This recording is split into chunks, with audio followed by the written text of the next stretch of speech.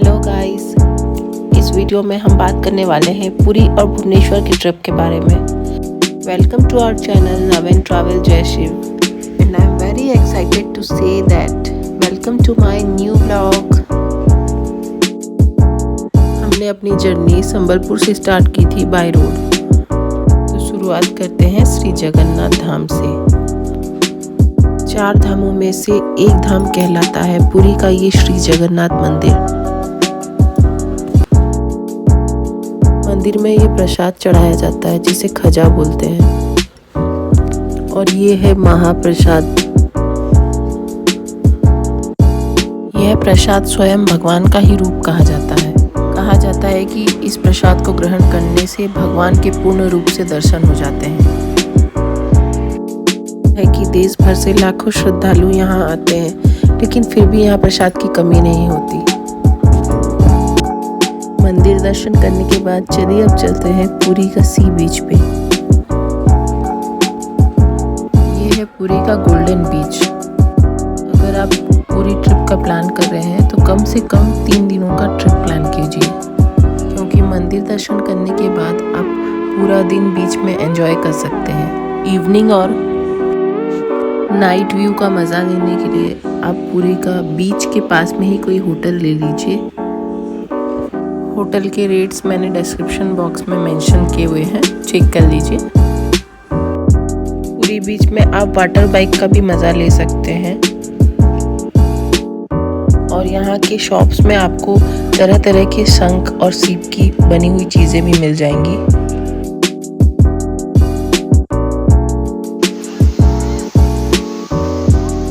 Camel ride भी facility है जो कि 60 रुपीज़ फॉर ओनली 200 मीटर्स।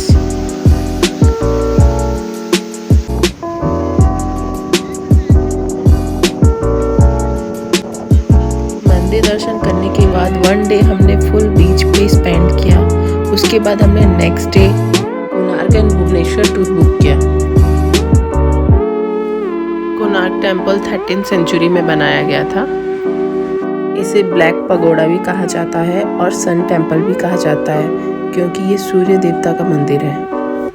ये ब्लैक ग्रेनाइट से बना हुआ है, इसलिए इसे ब्लैक पगोड़ा भी कहा जाता है।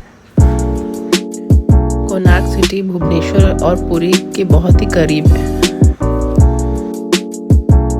तो आप मिनिमम 1 डे में भी कवर कर सकते हैं कोणार्क और भुवनेश्वर टूर। और अगर आप ज़्यादा टाइम भी स्पेंड करना चाहते हैं तो आप 2 दिन भी आराम से बुक कर सकते हैं। और ये है चंद्रभागा बीच, जो कि 3 किलोमीटर ईस्ट में पड़ता है कोणार्क सन टेम्पल का। ये 30 किलोमीटर की दूरी पर है पुरी सिटी से। ये इंडिया का फर्स्ट बीच है जिसे ब्लू फ्लैग सर्टिफिकेशन मिला है। अब चलते हैं नंदनकानन जू। ये वाइट टाइगर सफारी और बोटैनिकल गार्डन के लिए फेमस है। नंदनकानन जू 15 किलोमीटर की दूरी पर है उड़ीसा की कैपिटल भुवनेश्वर सिटी से। यहाँ पे आपको 120 प्रजाति के जानवर देखने को मिल जाएंगे। ये जू चड़का नामक जंगल में बनाया गया है, जिसमें कांजिया नाम का झील भी है। कहा जाता है कि हर साल 2 मिलियन से ज़्यादा पीपल्स और टूरिस्ट आते हैं नंदनकानन विजिट के लिए। नेक्स्ट स्पॉट है हमारा Khandagiri and Udayagiri caves. Bhubaneswar city से 7 किलोमीटर की दूरी पर है उदयगिरी एंड खंडगिरी केव्स। उदयगिरी की पहाड़ियों में 18 गुफाएं हैं और खंडगिरी की पहाड़ियों में 15 गुफाएं हैं। इनमें से कुछ गुफाओं को जैन साधुओं ने बनाया था और कुछ गुफाएं प्राकृतिक हैं। कहा जाता है इन गुफाओं में साधु लोग तपस्या किया करते थे। तो आइए अब आपको ले चलते हैं धौलागिरी हिल्स। इस गुंबद में 5 छतरियां हैं, जो बौद्ध धर्म के 5 आवश्यक भागों का प्रतीक है। यहाँ भगवान बौद्ध के पैरों के निशान वाले पत्थर और बौद्ध वृक्ष मौजूद हैं। भुवनेश्वर से करीब 8 किलोमीटर की दूरी पर है ये शांति स्तूप, शांति पगोड़ा। ये सम्राट अशोक के कलिंग युद्ध क्षेत्र का सबसे प्रसिद्ध शांति स्तूप है। जिस तरह सूर्य के रथ का पहिया कोणार्क की पहचान है, उसी तरह धौलिका स्तूप भुवनेश्वर का फोटोग्राफी के लिए सबसे मशहूर जगह है। अब इसके बाद हम चलते हैं भुवनेश्वर के कुछ अन्य महत्वपूर्ण मंदिरों और स्मारकों की सैर पर।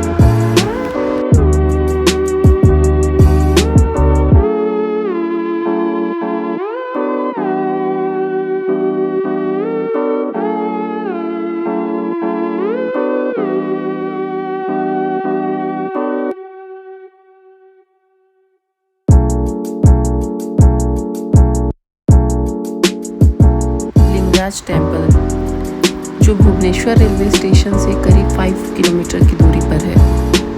ये भुवनेश्वर शहर के सबसे पुराने मंदिरों में से एक है। लिंगराज का अर्थ है लिंगम का राजा और भगवान शिव को लिंग के रूप में पूजा जाता है। यहाँ मंदिर के खुलने का समय करीब सवेरे 9 बजे से शाम के 6 बजे तक का समय है, लेकिन दोपहर के 12:30 बजे से करीब 3:30 बजे तक यह मंदिर बंद रहता है। बाकी के समय आप मंदिर दर्शन कर सकते हैं। हमें मंदिर दर्शन का मौका नहीं मिला क्योंकि हम 12:30 बजे के बाद पहुंचे थे। चलिए अब जानते हैं उड़ीसा का फेमस लेक चिलिका लेक के बारे में। यहाँ घूमने का सबसे अच्छा टाइम नवंबर टू फरवरी होता है, ठंडी के मौसम में, क्योंकि आपको यहाँ पे बहुत सारे माइग्रेटरी बर्ड्स देखने को मिल जाएंगे। चिलिका लेक इंडिया का लार्जेस्ट कोस्टल लगून है और वर्ल्ड का 2nd लार्जेस्ट लगून है। अगर आप ज़्यादा टाइम चिलिका में बिताना चाहते हैं तो कम से कम 2 दिन आप बुक कर सकते हैं। भुवनेश्वर में और एक फेमस प्लेस है घूमने के लिए, निको पार्क। निको पार्क एक अम्यूजमेंट पार्क है जहाँ पे किड्स राइड, फैमिली राइड्स और थ्रिल राइड्स सब फैसिलिटीज़ हैं। निको पार्क फन और एडवेंचर्स से भरपूर है। यहाँ की एंट्री फीस 100 रुपीज़ है। फैमिली राइड्स में toy train, family carousel, river ride, family boating, paddle boating, river car, cable car, ये सब फैसिलिटीज़ हैं। यहाँ पर एक कॉर्नर में बच्चों के लिए भी राइड्स हैं, जैसे merry go round, water merry go round. Parents को अंदर जाना अलाउड नहीं है, लेकिन वो दूर से देख सकते हैं। यहाँ पर सिर्फ बच्चे ही नहीं, बड़े भी बहुत एंजॉय कर सकते हैं। यहाँ का थ्रिल राइड्स भी है, जो कि फैमिलीज और किड्स के लिए नॉर्मल राइड्स है।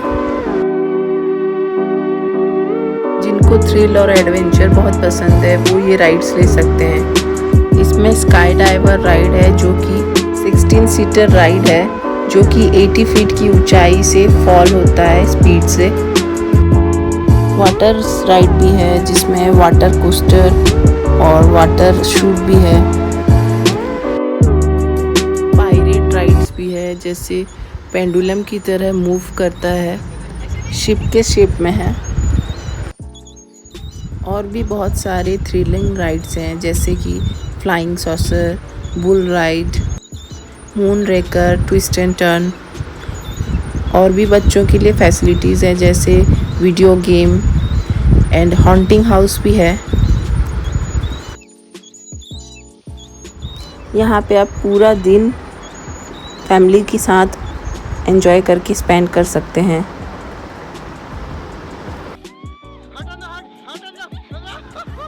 हमारा ट्रिप 4 दिनों का था, जहाँ पे हमने 1 डे फुल पुरी में बिताया। पुरी में मंदिर दर्शन किया, बीच पे स्पेंड किया टाइम। नेक्स्ट डे हम कोणार्क सन टेम्पल दर्शन करके भुवनेश्वर ट्रिप के लिए निकले, जहाँ पर हमने Chandrabhaga beach, Lingaraj temple, Khandagiri and Udayagiri caves, Dhaulagiri, Chilika lake, ये सब जगह हमने एक्सप्लोर किया 2 दिन। उसके बाद हम 4th डे में निको पार्क एक्सप्लोर किया। निको पार्क के इनसाइड में आपको रेस्टोरेंट भी मिल जाएगा, तो आप यहीं पे ही लंच कर सकते हैं। निको पार्क मॉर्निंग 10:30 से इवनिंग 6:30 तक ओपन रहता है। तो गाइज़, आपको हमारा ये ट्रिप कैसा लगा प्लीज़ कमेंट करके ज़रूर बताइएगा। अगर आपको इस ट्रिप के बारे में कुछ भी डाउट्स है तो आप कमेंट बॉक्स में मुझे मैसेज कर सकते हैं। अगर आपको मेरी वीडियो पसंद आई है तो लाइक और सब्सक्राइब ज़रूर कीजिएगा, और हमारे ऐसे ही वीडियोज़ और ब्लॉग्स के साथ बने रहने के लिए नोटिफिकेशन बेल को ज़रूर प्रेस कीजिएगा। तो हमारे चैनल के साथ बने रहने के लिए please subscribe my channel love and travel जय शिव, एंड बाय बाय।